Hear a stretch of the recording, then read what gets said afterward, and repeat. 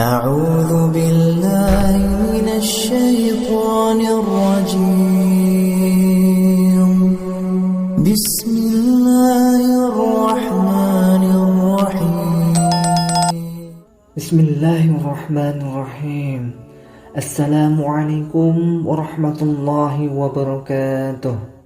Syukur alhamdulillah kita dapat berjumpa lagi di channel ini. Shalawat serta salam semoga tetap tercurahkan pada junjungan kita baginda Nabi Muhammad sallallahu alaihi wasallam. Allahumma shalli ala sayyidina Muhammad wa ala ali sayyidina Muhammad. Harapan dan doa kami, semoga Allah Subhanahu wa taala senantiasa memberikan kesehatan, limpahan rezeki, panjang umur, serta ampunan untuk kita semua. Amin amin ya rabbal alamin. Sahabat beriman yang dirahmati Allah Subhanahu wa taala, salat tahajud merupakan salat sunnah yang utama. Amalan tahajud merupakan sebuah amalan yang disukai oleh Allah Subhanahu wa taala. Meskipun amalan ini hukumnya hanya sunnah, akan tetapi terdapat banyak keutamaan yang diberikan kepada orang-orang yang menjalankan amalan ini secara rutin. Satu di antaranya, orang-orang yang melakukan sholat tahajud akan diberikan tempat yang terpuji di dunia dan di akhirat oleh Allah Subhanahu wa taala. Sebab amalan ini merupakan waktu yang terbaik untuk memohon kepada Allah Subhanahu wa taala. Wahai sahabat, pada waktu sehabis sholat tahajud, kita dianjurkan untuk berdoa berdasarkan dengan kebutuhan-kebutuhan dan keinginan-keinginan kita masing-masing. Meminta segala sesuatu baik kepentingan dunia maupun akhirat kepada Allah Subhanahu wa taala semata. Sebenarnya merupakan sikap ketundukan kita, ketidakberdayaan kita sebagai seorang hamba.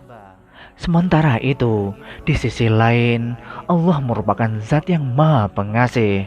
Dengan kata lain, kita tidak bisa mendapatkan segala hal di dunia ini maupun di akhirat selain atas izin Allah Subhanahu wa taala.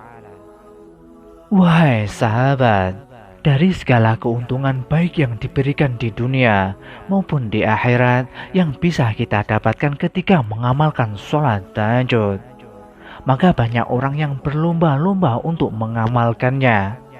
Apakah untuk menjadi ahli tahajud kita harus selalu mengantuk ketika di siang hari? Atau kita harus memiliki mata hitam ketika karena selalu kurang tidur? Tidak juga begitu, wahai sahabat. Sebenarnya ada beberapa ciri-ciri orang yang mengamalkan sholat tahajud. Meskipun pada akhirnya ciri-ciri ini bukanlah untuk ditunjukkan, akan tetapi untuk direnungkan. Namun, dalam menjalankan sholat tahajud pasti juga banyak tantangannya.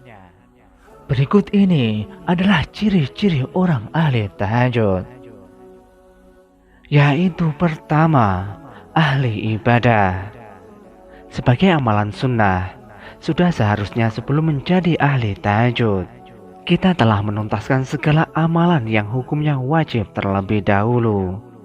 Jadi, tidak mungkin orang yang sungguh-sungguh mengamalkan sholat tahajud malah sengaja berniat untuk tidak melaksanakan sholat isya.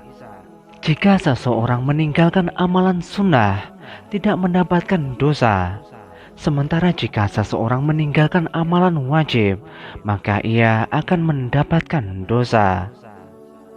Maka sebagai ahli tahajud, ciri-ciri yang pertama adalah bahwa orang tersebut merupakan seorang yang juga ahli ibadah. Minimal, ia melaksanakan segala perintah Allah Subhanahu wa taala yang hukumnya wajib. Bahkan dengan melaksanakan sholat tahajud, orang tersebut berarti ingin meningkatkan terus ibadahnya, baik dari segi kualitas maupun kuantitas. Sholat tahajud sebagai amalan sunnah juga seharusnya disertai dengan pemahaman yang mumpuni terkait syariat dan hukum amalan tahajud. Doa apa yang harus dibaca, ayat apa yang harus dihafal, dan lain sebagainya. Maka sebagai ahli tahajud, ia juga memiliki pemahaman fikih keagamaan yang mendalam. Sementara pada saat yang sama, ia akan berusaha terus mendalami ilmu yang ia miliki. Ciri yang kedua, rendah hati. Sholat tahajud adalah sholat yang dilakukan pada malam hari, ketika banyak orang tertidur. Amalan ini dilakukan pada waktu yang sepi. Maka dari itu ketika melaksanakan sholat tahajud, tidak banyak orang yang tahu. Bahkan bisa jadi hanya ahli tahajud itu sendiri yang mengetahuinya. Hal ini merupakan cikal bakal dari ciri-ciri orang yang sering sholat tahajud, yaitu kerendahan hati. Orang lain tidak perlu tahu bahwa seseorang melaksanakan sholat tahajud, kecuali dalam kasus-kasus tertentu, misalnya berdakwah atau memberi contoh. Sebenarnya semua ibadah yang berhukum wajib maupun sunnah memang tidak diperbolehkan untuk ria. Akan tetapi, sholat tahajud merupakan amalan yang tepat untuk dilaksanakan tanpa diketahui orang lain. Sehingga pada akhirnya, kerendahan hati ini dapat berpengaruh pada amalan-amalannya yang lain. Ia tidak perlu menunjukkan bahwa ia telah bersedekah atau amalan yang lainnya. Yang ketiga, berprasangka baik kepada orang lain. Sebagai ahli tahajud, kerendahan hati yang dimiliki berarti ia juga bisa berprasangka baik kepada orang lain dan kepada Allah Subhanahu wa Ta'ala. Wahai sahabat, ahli tahajud berarti tidak mudah menilai buruk seseorang, sebab ia tahu bahwa bisa jadi orang tersebut jauh lebih baik daripada dirinya. Ketika seseorang ahli tahajud mengamalkan tahajud secara diam-diam dan tidak perlu diketahui orang banyak, maka ia juga selalu sadar bahwa bisa jadi orang lain tidak menunjukkan amal ibadahnya. Ahli tahajud tahu bahwa banyak hal yang tidak ia tahu. Yang keempat, selalu berprasangka baik kepada Allah Subhanahu wa Ta'ala. Misalnya, ketika ia meminta sesuatu, tetapi tidak kunjung dipenuhi oleh Allah, maka hal itu membuat seorang ahli tahajud melakukan introspeksi diri.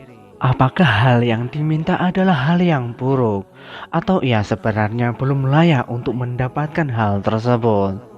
Seorang ahli tahajud dengan mudah bisa berprasangka baik kepada segala keputusan yang diberikan oleh Allah Subhanahu wa Ta'ala. Sebab seorang ahli tahajud tahu bahwa Allah adalah zat yang maha tahu. Yang kelima, disiplin. Bangun di malam hari untuk melaksanakan sholat tahajud secara rutin membutuhkan niat yang matang. Maka dengan melaksanakan sholat tahajud, ahli tahajud dilatih untuk hidup secara disiplin. Sebab ia harus memotong jam tidurnya pada waktu tertentu untuk melaksanakan sholat tahajud. Untuk bisa bangun di sepertiga malam terakhir, maka ia harus tidur lebih awal. Oleh karena itu, ia juga selalu peka akan berjalannya waktu. Di dalam aktivitasnya sehari-hari, ia memerlukan pengorganisasian waktu dengan efektif dan efisien. Yang keenam, memiliki pola hidup yang sehat. Agar bisa rutin terbangun di sepertiga malam terakhir dan bisa melaksanakan aktivitas pada siang hari, maka pola hidup yang diberlakukan oleh ahli tahajud pun harus terjaga. Ia mengonsumsi makanan-makanan yang bergizi, tidur tidak pada larut malam, dan lain sebagainya. Hal ini dilakukan demi menjaga agar ia tidak kehilangan ritmenya dalam melaksanakan rutinitas sholat tahajud. Selain hal yang telah disebutkan, pagi hari Atau dalam hal ini, sepertiga malam terakhir adalah waktu ketika ahli tahajud bisa menghirup udara pagi yang penuh oksigen. Sebab terbebas dari polusi yang banyak dikeluarkan ketika orang-orang beraktivitas pada siang dan sore hari. Yang ketujuh, produktif. Selepas melaksanakan sholat tahajud, ada banyak kegiatan yang bisa dilakukan. Sebagaimana contoh, dengan membaca buku atau mempersiapkan segala hal yang akan digunakan pada siang hari. Dengan demikian, pengorganisasian yang disiplin membuat ahli tahajud bisa memperkirakan waktunya dengan seefisien mungkin. Melakukan aktivitas pada pagi hari adalah cara agar kegiatan tersebut bisa dilakukan secara berkualitas. Sebab ketika pagi hari, otak kita bisa dengan mudah menyerap segala hal dengan mudah karena pada hari itu pikiran-pikiran kita belum dipenuhi dengan macam-macam hal.